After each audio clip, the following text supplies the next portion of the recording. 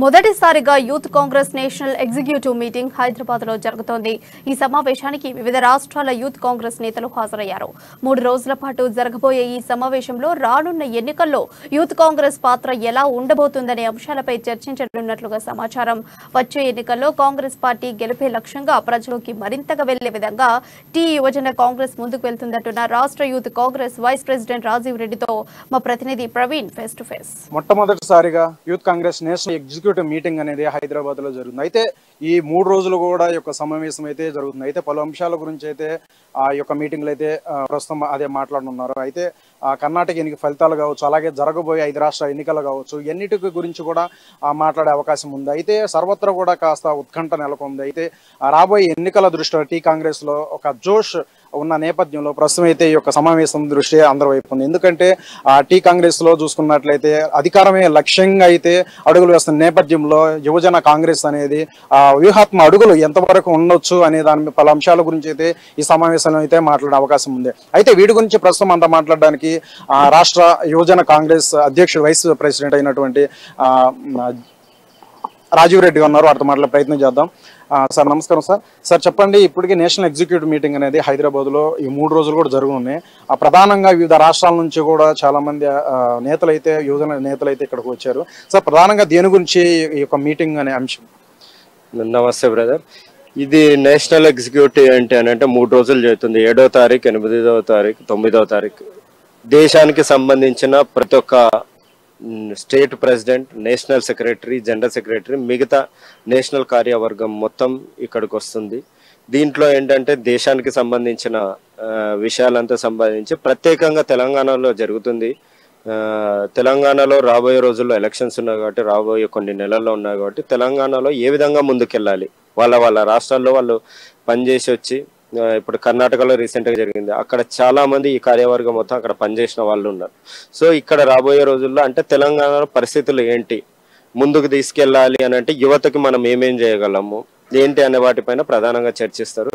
చర్చించి యువతని మనం ఎలా కట్టుకొని ఇప్పుడు ఉన్న ప్రభుత్వం, కేసీఆర్ ప్రభుత్వం ఏదైతే మాటలు చెప్పి మోసాలు చేసిందో, ఇంటికి ఒక ఉద్యోగం అని, నీళ్లు నిధులు నియామకాలు అనే దాంతో ఎంతో మంది యువకుల బలిదానాలను తీసుకొచ్చిన తెలంగాణ పైన వాళ్ళు పవర్లోకి వచ్చి ఆయన వాళ్ళ కుటుంబం మాత్రమే బాగుపడుతుంది తప్ప ఎవరికి మంచి జరిగింది లేదు.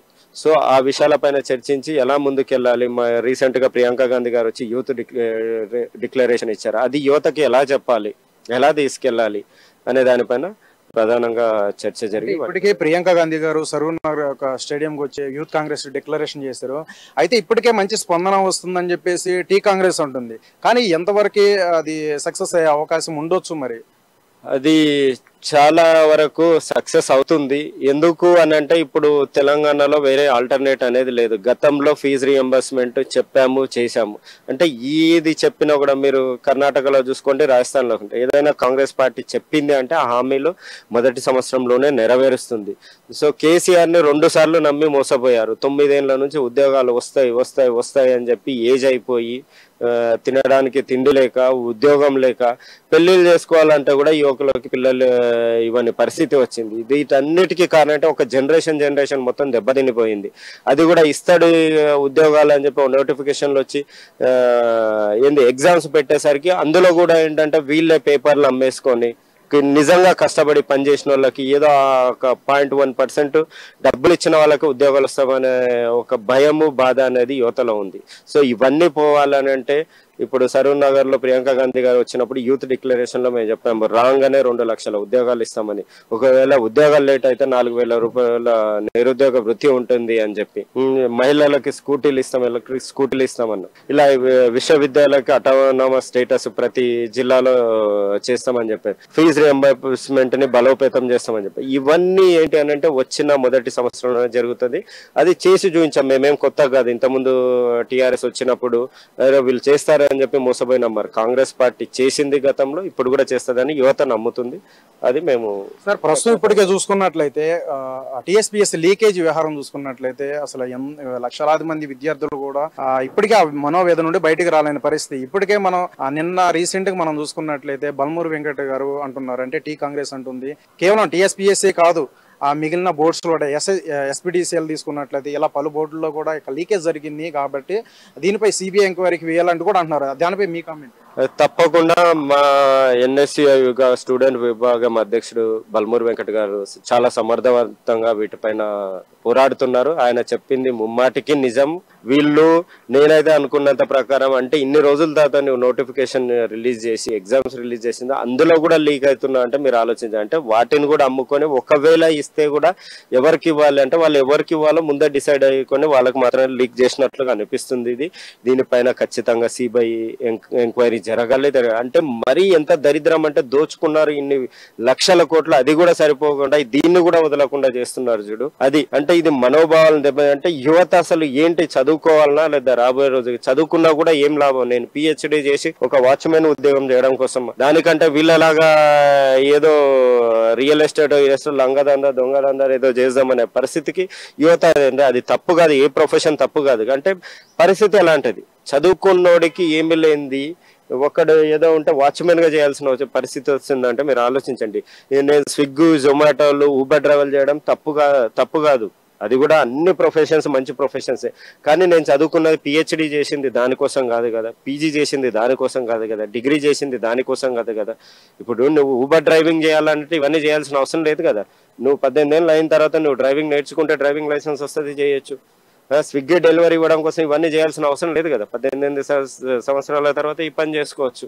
సో ఇదేంటంటే ఆత్మగౌరవానికి సంబంధించినది.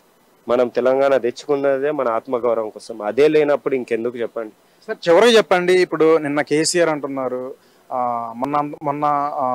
మొన్న జరిగిన సభలో అన్నారు కాంగ్రెస్ పార్టీని తీసుకెళ్లి వెంటనే అది బంగాళాఖాతంలో వేయాలన్నారు. సరే నిన్న చూసుకున్నట్లయితే నిన్న ఘాటు వ్యాఖ్యలు చేశారు. అవినీతి పాలన పెట్టింది పేరు కూడా కాంగ్రెస్ పార్టీ. మళ్ళీ కాంగ్రెస్ పార్టీ రావాలని మీరు అనుకుంటున్నారు? ఇప్పుడు ఎంతో సుభిక్షంగా బీఆర్ఎస్ పాలనలో జరుగుతుందంటూనే అంటున్నారు. నిజంగా మళ్ళీ కేటీఆర్ అంటున్నారు దిశానిర్దేశం కింద దేశానికి ఒక దిక్సూచిలాగా తెలంగాణ రాష్ట్రం ఉందని అంటున్నారు. మరి యువజన కాంగ్రెస్ తరఫున వచ్చే ఎన్నికల్లో కూడా ఎట్టి పరిస్థితుల్లో కూడా మేము అధికారంలో వస్తాం టీ కాంగ్రెస్ అని చెప్తున్నారు. మీ యువజన కాంగ్రెస్ తరఫున మీరు ఏ విధంగా కేసీఆర్ అన్న మాటలకి మీరు మాట్లాడుతున్నారు? గతంలో నాకు తెలిసి ఒక పార్టీ ఉంటుండే టీఆర్ఎస్ పార్టీ అని చెప్పి, దాన్ని 2 సార్లు ప్రజలు గెలిపించిండ్రు. ఆ పార్టీ ఇప్పుడు ఎక్కడుందో తెలియదు. కేసీఆర్ తీసుకెళ్లి దాన్ని ఆల్రెడీ బంగాళాఖాతంలో పడేసిండు. తెలంగాణ రాష్ట్ర సమితి అనే పార్టీని పడేసి ఇప్పుడు కొత్తది ఎందుకంటే ఇంకా జనాలు నమ్మే పరిస్థితుల్లో లేదు. తెలంగాణ ప్రజలు అసలే నమ్మరు. ఇప్పుడు దుకాణం మారేద్దాము. బిజినెస్ చేసేటోడు ఏం చేస్తాడు? ఇట్లా బిజినెస్ నడుస్తలేదంటే ఏం చేస్తాడు? తీసుకెళ్లి ఇంకో దగ్గర పోయి పెట్టుకుంటాడు. ఇప్పుడు ఏంటంటే డబ్బులు ఇక్కడ దోచుకున్నాడు, జనాలకు అర్థమైంది, ఇన్ని నుంచి తరిమి కొడతారని అర్థమైంది. బీఆర్ఎస్ అని కొత్త వేషం ఎత్తి అది బంగాళాఖాతంలో పడేసి ఇప్పుడు వేరే రాష్ట్రాల్లో వెళ్ళి వ్యాపారం మొదలెట్టిండు. అక్కడ కూడా ఏంటంటే అక్కడ కూడా మేము చెప్తాం ఏంది దిక్సూచి, ఎలా దిక్సూచి. ఇక్కడ రైతుల పరిస్థితి చూడండి. ఆయన పోయి మహారాష్ట్రలో అంటారు రైతులకు మేము ఏదో చేస్తామని. ఫస్ట్ ఇక్కడ చేసి చూపించాయి. ఇక్కడ చేసినది నువ్వు ఏమేమి చేసినావు అందరికి ఉంది. ఆ విషయాలు కూడా నువ్వు ప్రాపగండా చేసుకో. కానీ ఆ విషయాలు కూడా తెలంగాణలో మేము అధికారంలోకి వస్తున్నాం, దాని తర్వాత ఎందుకు ప్రజలు ఓడించిండ్రు అనేది ప్రతి రాష్ట్రం తిరిగి యూత్ కాంగ్రెస్ అనేది నేషనల్ కార్యవర్గం జరుగుతుంది.